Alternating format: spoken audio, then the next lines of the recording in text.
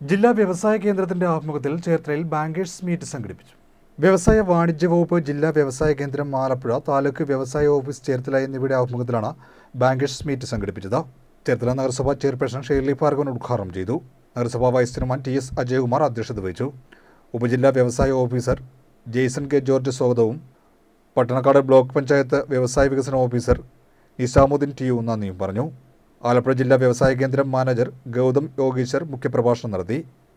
Cherthala BLBC convener Sarath കല്യായസ്, Thaikkattussery block panchayat വ്യവസായ വികസന officer Divya G Krishnan, Kanikkuzhi block panchayat വ്യവസായ വികസന ഓഫീസർ പ്രസീത ശ്യാം എന്നിവർ സംസാരിച്ചു.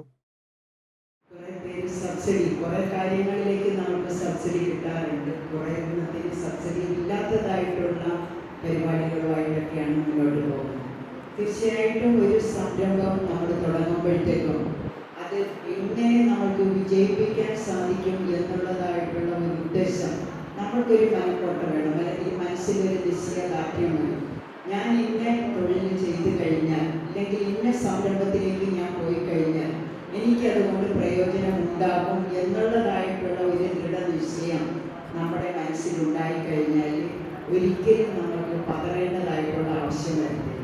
നഷ്ടത്തിലേക്ക് പോകൂ എന്ന് നമ്മൾ ചിന്തിച്ചുകൊണ്ട് ഏതെങ്കിലും ഒരു കാര്യം തുടങ്ങിക്കഴിഞ്ഞാൽ അത് നമുക്ക് പൂർണ്ണതയിൽ എത്താനായിട്ട് ഭയങ്കര ബുദ്ധിമുട്ടായിരിക്കും.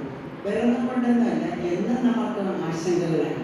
ബാങ്കുമായി ബന്ധപ്പെട്ട് നമ്മൾ ലോൺ എടുക്കേണ്ടതായിട്ടുള്ള സാഹചര്യം നമ്മൾ ലോൺ എടുത്തു കഴിഞ്ഞാൽ തീർച്ചയായിട്ടും അത് നമ്മൾ തിരിച്ചടവ് നമ്മൾക്ക് അത്യന്താപേക്ഷിതമാണ്. തിരിച്ചടവ് ചെയ്തിട്ടില്ല എന്നുണ്ടെന്നുണ്ടെങ്കിൽ ബാങ്കുകാർ വന്ന് അത് നമ്മൾക്കറിയാം ജപ്തിയിലേക്കൊക്കെ പോകുന്നതായിട്ടുള്ള ഒട്ടനവധി കാര്യങ്ങൾ നമുക്ക് കാണുവാനായിട്ട് സാധിച്ചിട്ടുണ്ട്.